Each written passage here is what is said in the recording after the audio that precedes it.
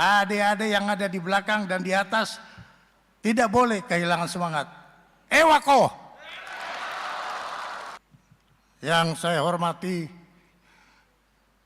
Rektor Universitas Hasanuddin, Profesor Dr. Insinyur Jamaluddin Jompa, dan para wakil rektor Universitas Hasanuddin, para guru besar, dosen, dan semua sivitas akademika Universitas Hasanuddin yang saya banggakan, khususnya adik-adik mahasiswa yang saya cintai.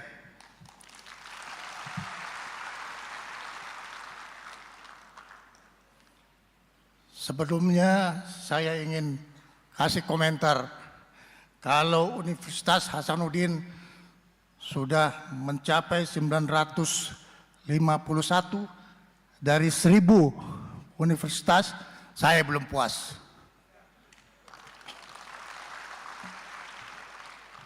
Saya baru puas kalau salah satu alumni Universitas Hasanuddin bisa menjadi Presiden Republik Indonesia.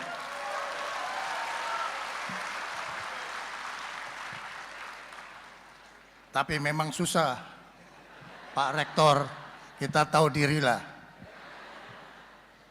Nama Bapak juga sudah jauh dari radar. Namanya Bapak Jamaluddin Jompa.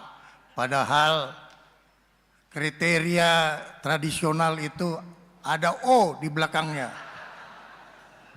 Kecuali kalau mau Bapak ganti menjadi Jamaluddin Jompo. Saya kira nggak ada yang mau. Ya itulah, kita memang yang penting jiwa, semangat, pengabdian tidak boleh pudar.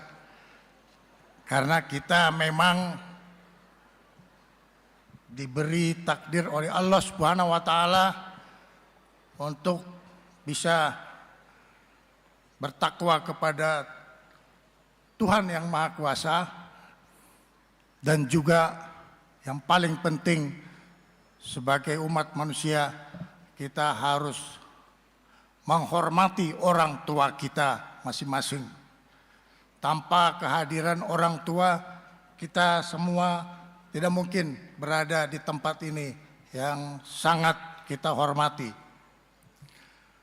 Dulu waktu saya kecil, kira-kira umur saya 8 tahun, saya suka masuk ke kampus lama. Di, apa Pak namanya? Di Baraya, ya. Karena kebetulan saudara kandung saya adalah mahasiswa Universitas Hasanuddin di kampus lama pada waktu itu bersama Pak Yusuf Kalla. Saya masih kecil. Saya juga belum tahu kalau saya bisa berdiri di sini. Ya itulah takdir dan jalan Allah. Tidak ada yang bisa tawar. Sehingga kita sebagai manusia kita pegang dua aja. Yang pertama kita taat kepada yang berkuasa, tapi kita hanya takut kepada yang Maha Kuasa.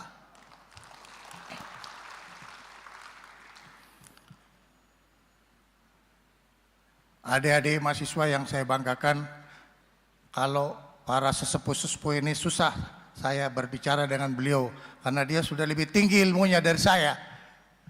Jadi saya ingin ngobrol dengan adik-adik yang ada di atas sana, dan saya bermaksud untuk menyemangati adik-adik semua. Saya pernah 15 tahun yang lalu masuk di auditorium ini, kalau tidak salah rektornya itu Pak Profesor Paturusi. Saya pernah masuk ke ruangan ini dan saya ngobrol. Mungkin sudah semua lulus dan sudah menjadi pengabdi kepada masyarakat. Jadi Universitas Hasanuddin ini universitas sejarah. Sejak pemberontakan Kahar Muzakar yang mengganggu keamanan di Sulawesi Selatan, kampus ini sudah ada. Dan kampus ini selalu dijaga oleh Tentara Nasional Indonesia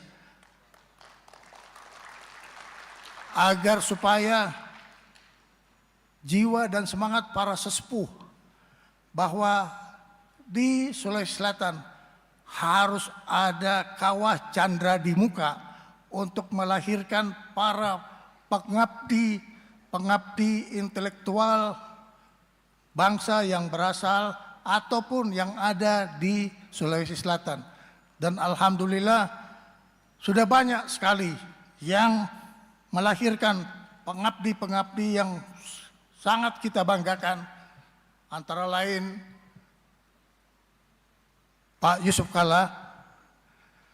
Hanya memang tidak ada prajurit TNI yang dari Sulawesi Selatan yang bersekolah atau di Universitas Hasanuddin sehingga dia menjadi tampuk yang paling tinggi. Tapi kita waktu itu jaga dari luar Unhas. Ya.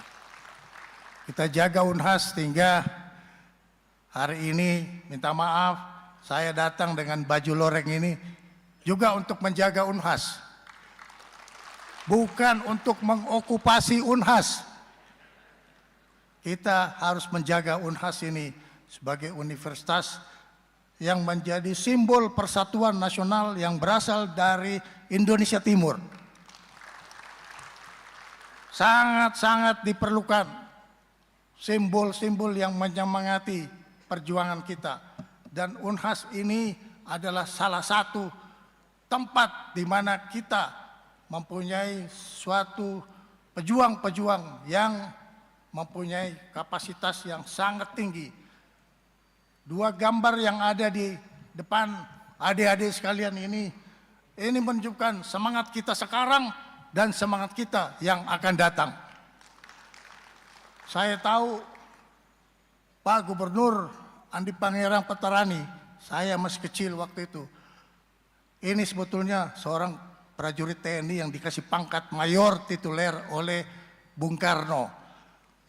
Karena pada waktu itu semua gubernur di seluruh Indonesia karena situasi keadaan darurat diberi pangkat mayor tituler. Jadi beliau adalah seorang prajurit TNI yang diberi pangkat dan mempunyai jabatan sebagai gubernur Sulawesi Selatan dan Tenggara pada waktu itu.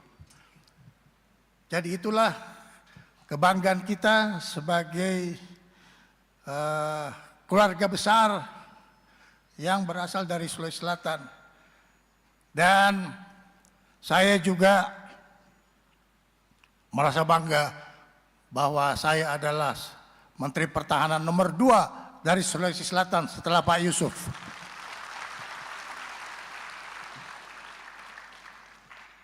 Kita tahu bahwa orang bilang, bukan saya yang bilang, katanya kalau tanpa Sulawesi Selatan nggak lengkap republik ini. Itu katanya orang. Tapi ini adalah semangat buat kita bahwa adik-adik yang ada di belakang dan di atas tidak boleh kehilangan semangat. Ewako. Ini yang sangat perlu buat kita. Hari ini saya mau ngobrol dengan adik-adik sekalian mengenai negara Kesatuan Republik Indonesia yang pantang menyerah. Kita tahu bahwa republik kita ini adalah takdir Allah Subhanahu wa Ta'ala yang harus hidup beragam-ragam, terdiri dari berbagai macam suku, berbagai macam agama dan ras, tapi bisa hidup rukun. Kita tahu di Eropa jumlahnya 27 negara. Berarti ada 27 kepala negara. Ada 27 menteri pertahanan. Ada 27 panglima tentara. Tapi mereka tidak bisa hidup damai. Ribut aja terus. Tapi di Indonesia yang luasnya seperti Eropa, hanya ada satu presiden, kepala negara dan kepala pemerintahan. Ini adalah menunjukkan bahwa Bhinneka Tunggal Ika itu ampuh. Jadi kita yang ada di sini yang masih diberi napas oleh Allah Subhanahu wa taala, jangan sekali-sekali kita mengabaikan persatuan dan kesatuan nasional. Saya hormat dan bangga kepada Pak Rektor bahwa kampus ini adalah kampus yang disiplin. Nggak ada anarko. Saya bangga betul. Karena apa? Menurut intelligence yang kita miliki, itu anarko berasal dari negara asing yang tidak menginginkan persatuan nasional kita itu selalu kita jaga. Jadi jangan kasih kesempatan anak-anak kita itu kena infiltrasi dari anarko, karena ini adalah akan membuat negara kita terpecah belah. Dan kita tahu orang asing dari dulu mau Indonesia itu pecah.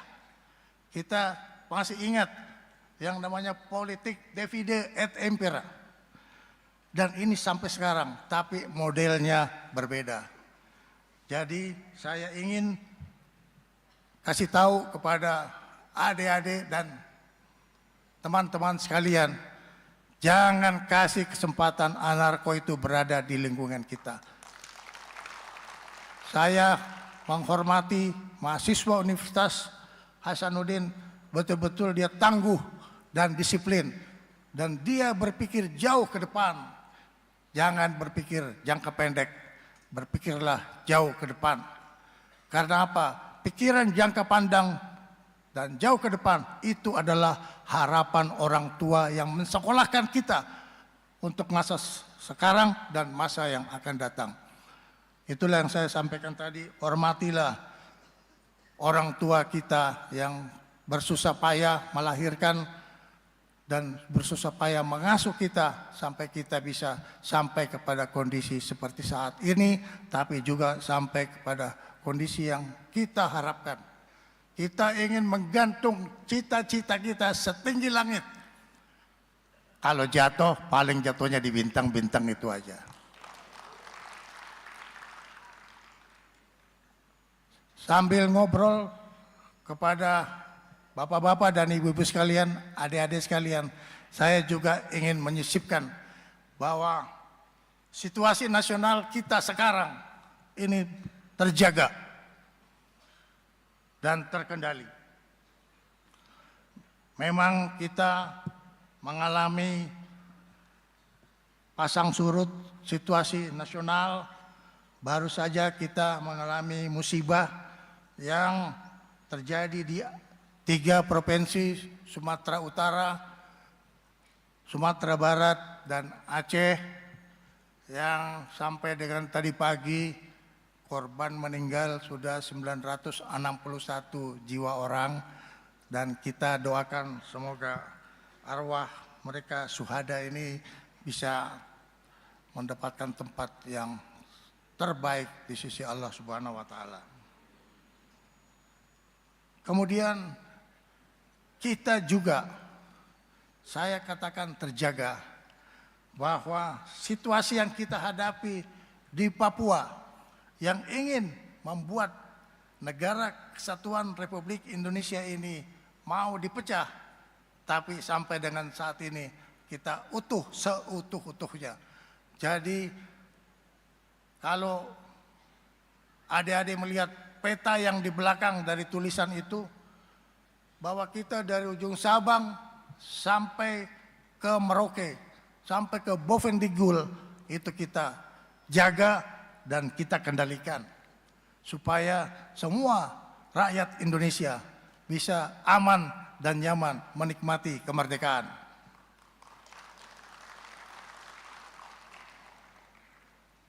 Tapi walaupun terjaga dan terkendali, kita tidak boleh lengah. Kita harus selalu waspada. Bagi mahasiswa, kita harus fokus bahwa kewaspadaan kita harus lahir batin. Secara lahir kita harus jaga betul semangat dan kita harus jaga betul kita punya negara ini jangan sampai mau dipecah belah. Seperti yang saya sampaikan tadi bahwa Republik ini sekarang mengalami kondisi psikologis di mana secara global kita tahu sendiri terjadi persaingan global yang tentunya ingin menunjukkan hegemoni, ingin menunjukkan siapa yang berkuasa di dunia, maka itulah yang bisa menguasai semua sumber daya alam yang ada di dunia ini. Kita juga lihat situasi regional sekarang, konflik yang terjadi di Ukraina dan di Rusia, ini juga menimbulkan impact yang juga berpengaruh kepada negara kita. Kita juga masih dengar dan masih melihat konflik Palestina yang ada di Gaza, yang mau atau tidak mau, kita sebagai negara yang berdaulat, yang berperi kemanusiaan, yang adil dan beradab, dan juga sebagai manusia yang berketuhanan, tidak boleh membiarkan korban-korban manusia sudah lebih dari 60.000 jiwa sejak 10 Oktober berapa tahun yang lalu. Ini tidak boleh terjadi. Tapi alhamdulillah dengan kita punya politik luar negeri, yaitu bebas aktif dan tidak terikat kepada satu negara pun, maka kita juga ikut serta di dalam perdamaian dunia. Alhamdulillah Republik Indonesia diperhitungkan di dalam perdamaian dunia dan kita akan ikut serta di dalam operasi perdamaian dunia dalam rangka kita bisa mengurangi dan sedapat mungkin kita berusaha keras agar tidak terjadi lagi eksploitasi de l'homme par l'homme dan eksploitasi de nation par nation. Tidak boleh lagi ada. Jadi ini yang sedang kita kerjakan sekarang, baik secara dunia, secara regional, dan secara nasional. Kita semua harus waspada bahwa kita tidak ingin negara kita itu orang melihat kita bangkit membangun ekonomi kita. Adik-adik sekalian, saya ingin kembali mengingatkan bahwa kita semua dituntut untuk bertanggung jawab melaksanakan pembukaan Undang-Undang Dasar tahun 1945. Sebagai mahasiswa, ini adalah hal yang paling penting bahwa kita harus melindungi segenap bangsa Indonesia dan seluruh tumpah darah Indonesia. Ini adalah amanat pembukaan Undang-Undang Dasar 45 yang tidak bisa diamandemen oleh siapapun. Karena pembukaan itu adalah suatu hal yang sangat sakral yang kita tidak perlu mengamandemen lagi. Ini adalah tugas kita semua. Kita mesti menjaga bangsa Indonesia dan seluruh tumpah darah Indonesia. Kita tidak mau lagi dijajah oleh negara asing dan kita tidak mau lagi harta karun kita sumber daya alam kita dibawa keluar dan tidak kembali uangnya ke Indonesia. Ini adalah tugas kita semua, dan ini juga bagian tugas dari sektor pertahanan negara untuk menjaga keutuhan wilayah, menjaga kedaulatan negara, dan juga untuk menjaga keselamatan bangsa. Jadi amanat yang diberikan oleh pembukaan Undang-Undang Dasar ini itu adalah menjadi bagian dari tugas kita di dalam menjalankan bagaimana negara kesatuan Republik Indonesia ini bisa terjaga dan terkendali. Bapak-bapak, ibu-ibu, dan adik-adik sekalian yang saya hormati, sedikit saya memberi informasi mengenai pertahanan negara. Sebetulnya pertahanan negara ini itu bukan tugas tentara saja, tetapi ini adalah tugas seluruh rakyat Indonesia. Kita kenal di dalam salah satu pasal di dalam Undang-Undang Dasar tahun 1945. Di situ disebutkan bahwa pertahanan negara kita adalah sistem pertahanan keamanan rakyat semesta. Jadi tidak satu orang pun yang lepas dari kewajiban untuk mengamankan kedaulatan negara kesatuan Republik Indonesia. Ini adalah sistem pertahanan yang tidak lahir karena dibuat, tapi lahir dengan filosofi keberadaan kita sebagai bangsa Indonesia. Saya kira kita masih ingat Sumpah Pemuda. Oleh karena itu kita semua ini adalah bagian dalam rangka menjaga keutuhan negara kita yang kita sebut Sis Hankam Rata. Ini sangat penting untuk diketahui oleh adik-adik sekalian, saudara-saudara sekalian, bahwa Sis Hankam Rata ini menugaskan warga negara yang terlibat di dalam gelar kekuatan pertahanan yang kita sebut sebagai kekuatan Tentara Nasional Indonesia dan kekuatan Kepolisian Republik Indonesia. Ini adalah kekuatan utama di dalam pasal 30 Undang-Undang Dasar. Secara khusus saya ingin menyampaikan kepada para mahasiswa sekalian bahwa pertahanan Indonesia itu mempunyai satu tagline. Dia mempunyai satu kalau boleh saya katakan satu formula yang disebut sebagai strategi pertahanan yang defensif aktif. Mungkin para mahasiswa melihat sekarang kita sedang bekerja keras untuk bagaimana supaya strategi pertahanan negara ini bisa terus kita tingkatkan, bangkitkan agar kita menjadi negara yang berwibawa baik di nasional maupun di internasional. Jadi pertahanan defensif aktif yang kita kembangkan ini adalah bukan satu pertahanan yang sifatnya mau ofensif. Kita tidak ingin mengganggu tetangga, kita tidak ingin mengganggu negaranya orang, tapi kita juga tidak ingin diganggu oleh orang lain di negara kita. Oleh karena itu, implementasi daripada strategi pertahanan negara ini kita kembangkan terus dan kita terus waspada. Secara fisik, saya ingin sampaikan bahwa sebetulnya defensif aktif itu ditujukan untuk apa? Ini ditujukan agar supaya negara bisa membangun ekonominya. Kenapa? Negara ini sangat kaya. Negara ini sangat kaya. ada lagunya Kus Plus zaman dulu.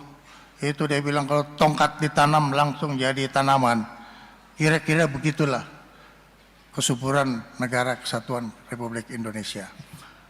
Ya, saya kalau boleh sedikit bercerita bagaimana negara yang kaya ini mau dicolong, mau dicuri oleh negara orang lain yang tidak mempunyai sumber daya alam.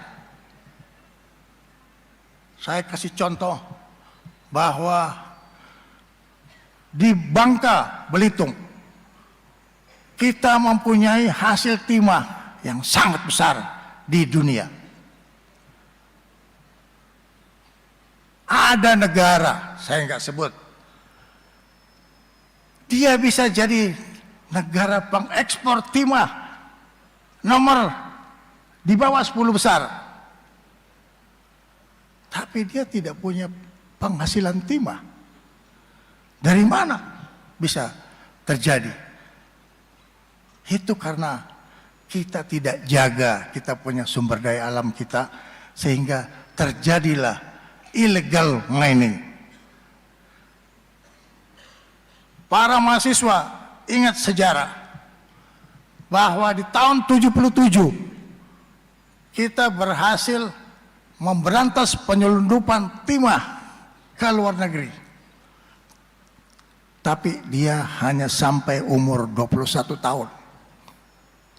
Di tahun 98 sampai dengan tahun 2025 bulan September, semua penghasilan timah kita itu tinggal 20% yang ada di Republik yang bisa dikelola oleh BUMN PT Timah.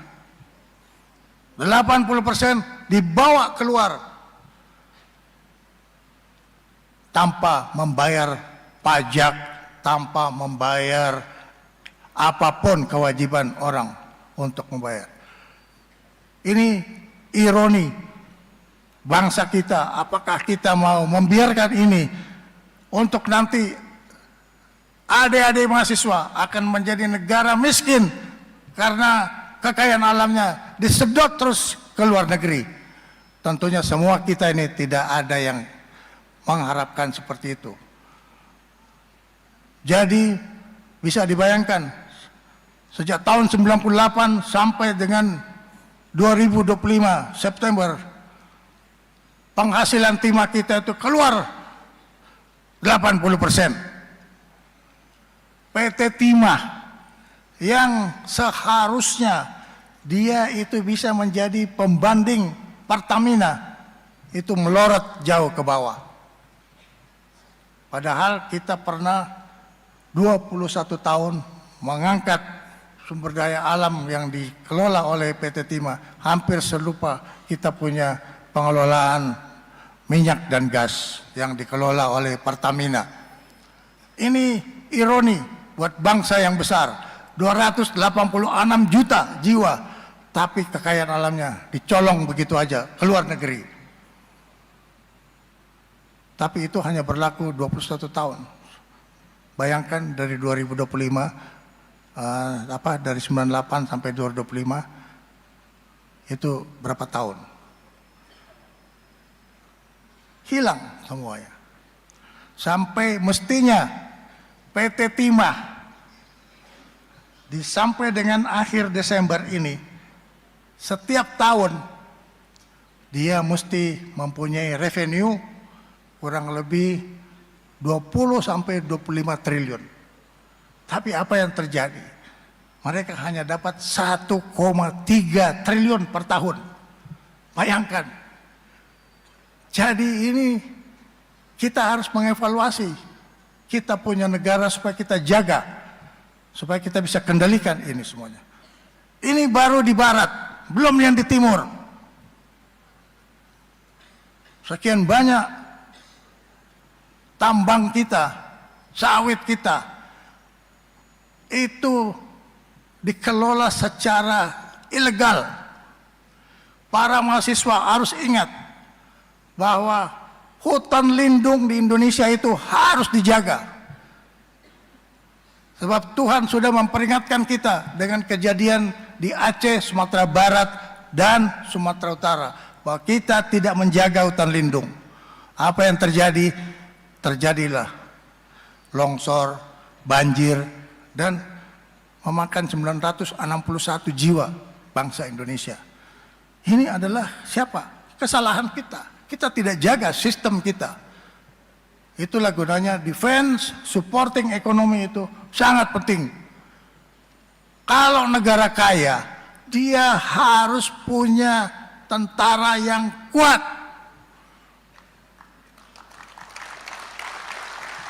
Kalau tidak kuat tentaranya, sama dengan rumah, tidak ada yang jaga, orang keluar masuk bawa harta karun dari dalam rumah.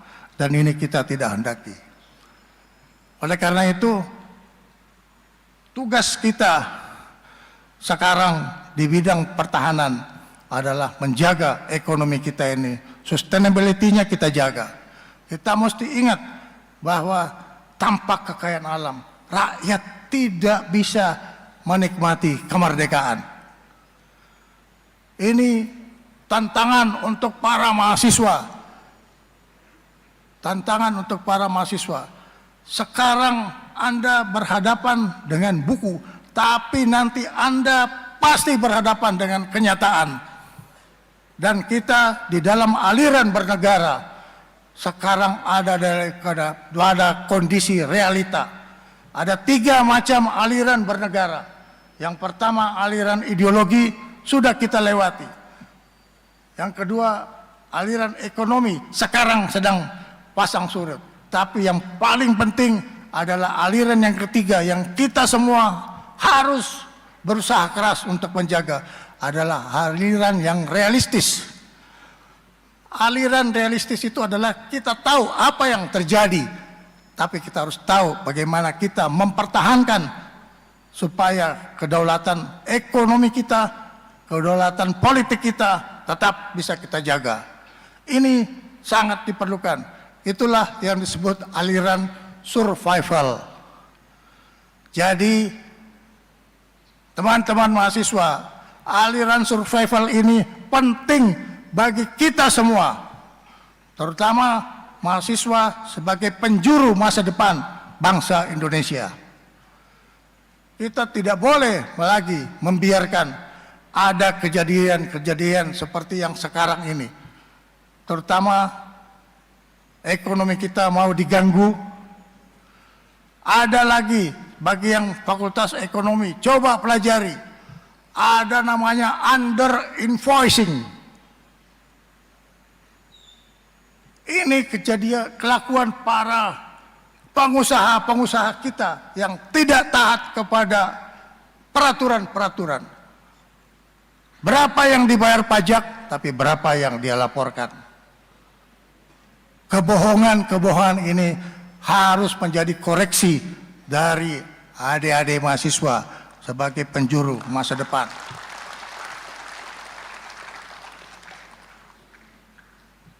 Anda boleh menyalahkan kami, tapi Anda tidak boleh salah untuk ke depan. Perbaiki. Ya. Ini penting sebagai tantangan masa depan bagi bangsa Indonesia. Sedikit lagi mengenai sumber daya alam kita. Kita memiliki nikel yang sangat besar. Kita memiliki bauksit yang sangat besar. Tapi yang terjadi adalah orang keluar pelabuhan tanpa pemeriksaan.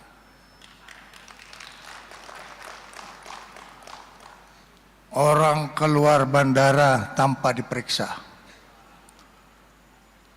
Begitu kita melakukan tindakan-tindakan penertiban, kita lakukan pemeriksaan, orang-orang yang biasa lolos tanpa pemeriksaan masih merasa tidak ada pemeriksaan.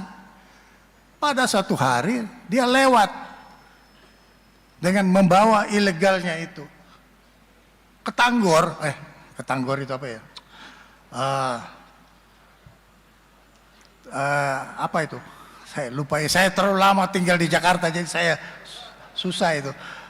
kepegang sama petugas. Ternyata dia lupa bahwa hari ini sudah ada pemeriksaan. Jadi sebelumnya itu dia laksanakan aja, keluar masuk, bawa ilegal. Bayangkan adik-adik mahasiswa, begitulah kedaulatan ekonomi kita sekarang diancam orang. Tapi juga pakai bangsa sendiri. Inilah kalau kita mau di divide et impera. Itu. Jadi jangan sekali-sekali harus dari Universitas Hasanuddin yang keluar serang itu mereka, wako, ya, serang itu korupsi, serang itu ilegal. Kalian itu adalah negarawan, hanya belum saatnya duduk di kursi negarawan. Tapi semangatmu harus kau pelihara, ya. Jadi kita menghadapi musuh dalam selimut yang tidak menginginkan negara kita bangkit ekonominya. Itu under invoicing selama 20 tahun. Ini sebagai informasi bapak-bapak dan ibu-ibu sekalian, kurang lebih 800 miliar US dollar kerugian negara. 20 tahun. Ngapain aja si Safri itu? Ya. Saya juga harus mengoreksi diri saya karena saya juga bagian daripada pengabdian negara, pengabdian kepada negara. Tapi ini saya mau ingatkan kepada adik-adik mahasiswa, bersihkan hatimu, ikhlaskan dirimu bahwa korupsi ini membahayakan bangsa dan negara. Kita juga harus menertibkan birokrasi kita. Birokrasi kita itu bukan lambat-lambat asal kelakon, tapi lambat-lambat masuk jurang. Jadi kita harus perbaiki. Semua ini adalah tanggung jawab kita memperbaiki sistem, baik sistem ekonomi maupun sistem di dalam kemasyarakatan kita. Jadi tugas dari adik-adik mahasiswa bukan berarti diberi pekerjaan yang berat, tapi ini adalah tantangan untuk masa depan. Saya kembali kepada bagaimana kami membuat pertahanan. Ada implementasi dari pertahanan negara yang sekarang kita buat sejak tahun 2024 yang kita sebut Perisai Trisula Nusantara.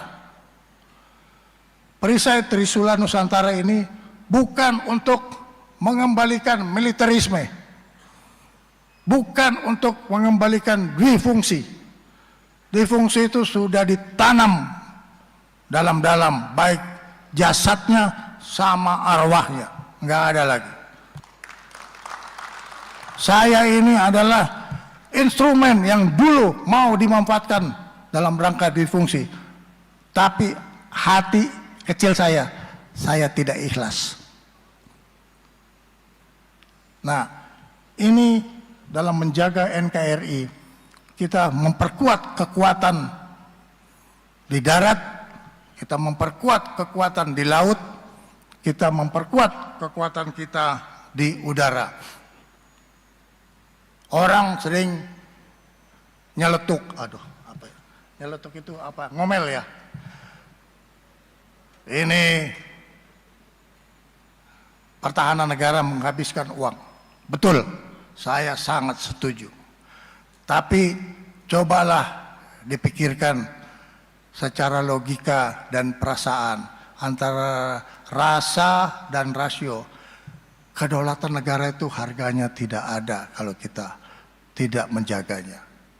Kedaulatan negara itu susah dibayar dengan harga sepucuk senjata, 1000 senjata, 1.000.000 senjata, tidak cukup. Sekali kedaulatan negara kita itu terpotong, susah kita kembali lagi untuk menegakkan kedaulatan negara. Jadi kita ingin menjaga negara kesatuan Republik Indonesia ini dengan memperkuat pertahanan negara. Di kekuatan darat kita tahu, adik-adik mahasiswa tahu bahwa pemerintah daerah itu semua kabupaten kalau belum mau dikembangkan lagi itu kurang lebih 514 kabupaten kota di seluruh Indonesia. Ini kabupaten ini penting. Ini adalah tulang punggung di mana rakyat untuk menjadi sumber penghidupan kita karena dia dikendalikan oleh pemerintah kabupaten. Setiap kabupaten akan kita jaga. Berarti kita harus memiliki 500 satuan untuk menjaga kabupaten. Itu satu. Sekarang sumber daya alam kita. Sumber daya alam kita itu ada yang kita pakai sehari-hari, tapi ada juga yang kita gunakan untuk keluar. Ini harus dijaga. Ada satu kejadian terjadi di Irak. Ini saya tadi cerita soal regional itu, orang selalu intip-intip, dia punya kekuatan apa. Jadi Irak itu mempunyai kekuatan ekonomi cukup besar, ya, minyak dan gas.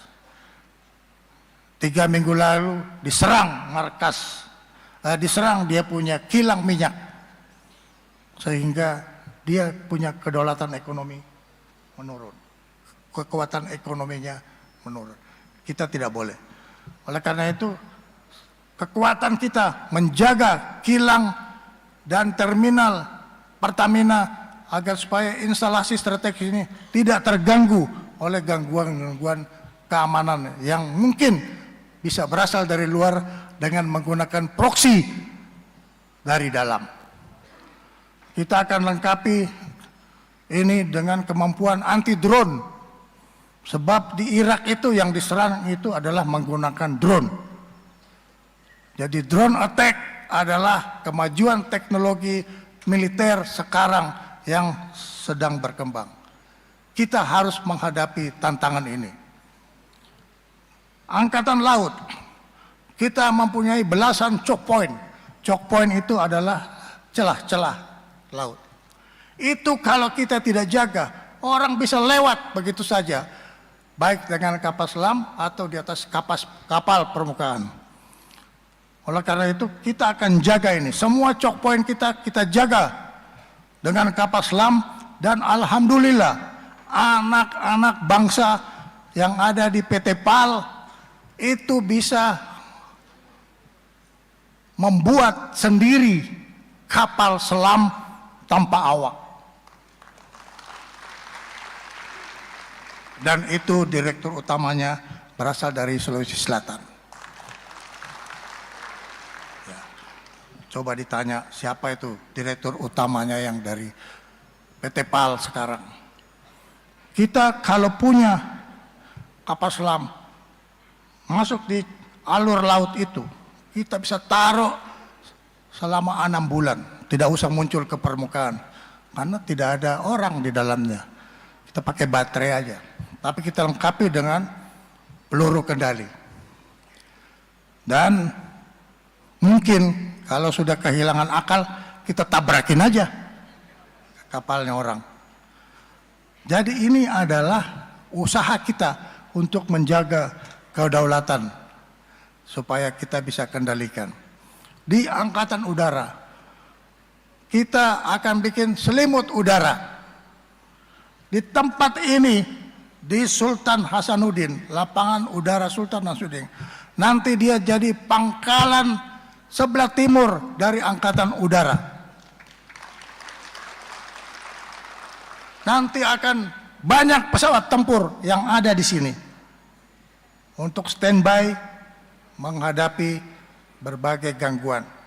Gangguan itu tidak harus secara fisik kita lihat, tapi bisa secara psikologis sudah masuk di dalam kehidupan bangsa Indonesia.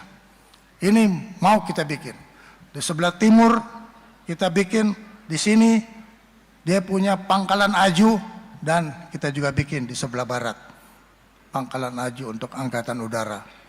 Jadi memang mahal harga kedaulatan negara itu, saudara-saudara sekalian, mahal. Oleh karena itu kita berusaha keras agar supaya tidak terjadi penyelundupan. Itu harus kita kelola sendiri. Kita sudah punya strategi sendiri. Tadi dijelaskan sama Pak Rektor mengenai Astacita. Kita sudah punya cara sendiri. Nah, kita sekarang dituntut bagaimana supaya anak-anak muda kita, terutama yang mempunyai latar belakang STEM, itu bisa ikut aktif di dalam menjadi bidan teknologi militer yang kita hadapi. Ada bukan pepatah tetapi suatu nasihat dari negara Eropa, civis pacem para bellum. Ini menunjukkan bahwa kalau kau mau damai, kau siap, kau punya kekuatan pertahanan. Ini yang kita kerjakan. Kita ingin rakyat kita itu tenang, aman, tapi kita kerja keras untuk membangun pertahanan kita di darat, laut, dan udara. Ini penting.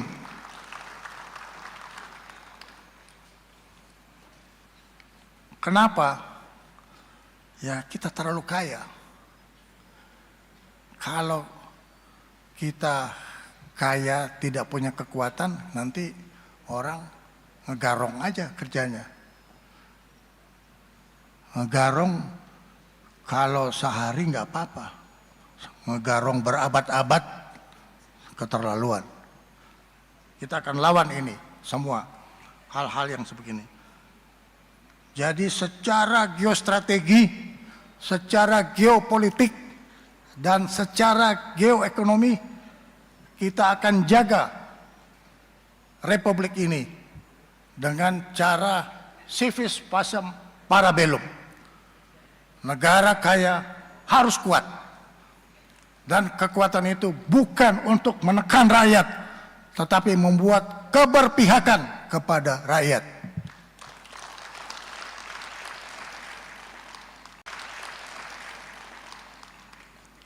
Oleh karena itu, adik-adik, teman-teman mahasiswa, kau coba merenung bahwa kelangsungan hidup negara ada di tangan kalian nantinya.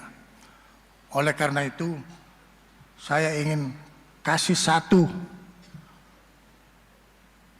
bekal yang saya dapatkan pada saat saya tidak punya jabatan. Saya sudah pensiun sebagai Wakil Menteri Pertahanan. Saya pergi sekolah di NATO School, North Atlantic Treaty Organization. Saya pergi sekolah dengan saya biaya sendiri, dan saya mendaftar dan saya diterima karena mereka tahu bahwa saya memang fokus kepada profesional. Saya bukan anggota partai politik sampai sekarang, ya, tapi saya khusus orang profesional. Memang teman-teman sekalian, orang profesional itu harus siap. Kalau orang profesional itu ada di dalam iklim politik, kau siap-siap untuk mengalah. Kau siap-siap untuk mengalah, tapi kau tidak pernah akan tersisihkan. Jadi seorang profesional harus terus maju. Ewaku, ya. Lawan itu, tantangan-tantangan itu. Saya pada waktu sekolah di Jerman, saya dapatkan satu kata. Kata itu penting, artinya sangat pendek. Namanya ultima ratio. Ini penting buat kita semua. Ultima ratio itu adalah menghadapi situasi. Kita harus berpikir dan bertindak demi kelangsungan negara kita. Jadi kalau kita seorang warga negara Indonesia yang bertanggung jawab,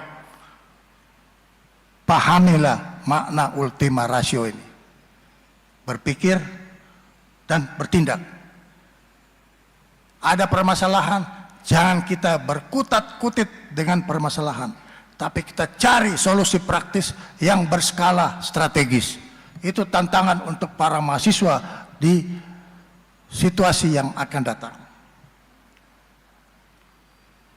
Yang terakhir, ini pesan lagi, karena saya memang pengen menyemangati adik-adik saya, mahasiswa sebagai penjuru masa depan bangsa, bahwa generasi muda itu adalah kunci dari kelangsungan hidup negara. Kita dulu pernah muda, kita memang dituntut, ada yang maksimal, ada yang minimal, tapi ada yang bisa masih terus kita berkembang. Oleh karena itu, para mahasiswa sekalian, kau jaga betul keunggulan dan kualitasmu. Ya.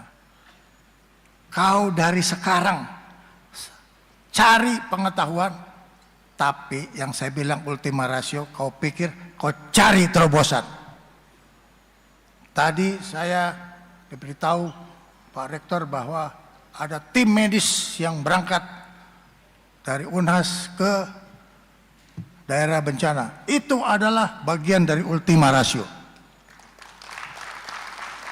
Itu bagian dari ultima ratio. Berpikir, bertindak, apalagi di kampus. Di kampus itu semuanya ada. Semuanya ada. Tempat kita melakukan terobosan itu di kampus.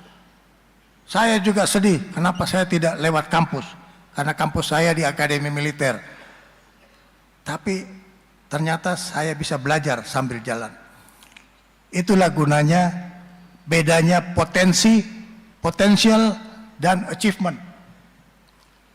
Untuk teman-teman mahasiswa, kau belajar saja. Yang penting kau tidak melenceng dari kau punya tridharma, apa Pak?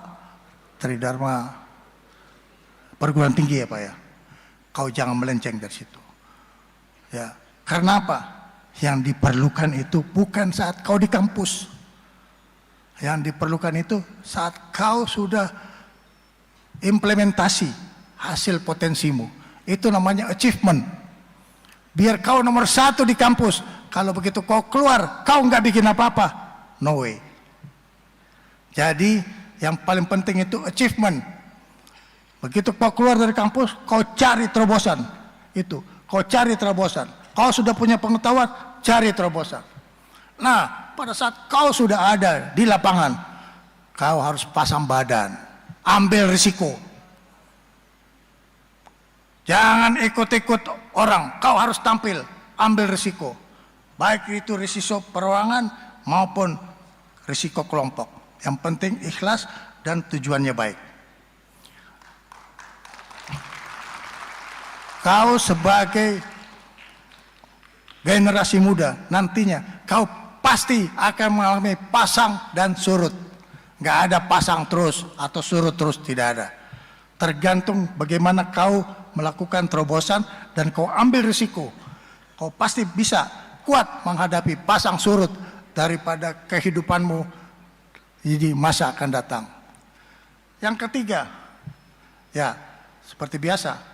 Begitu ada masalah, hadapi dan uji.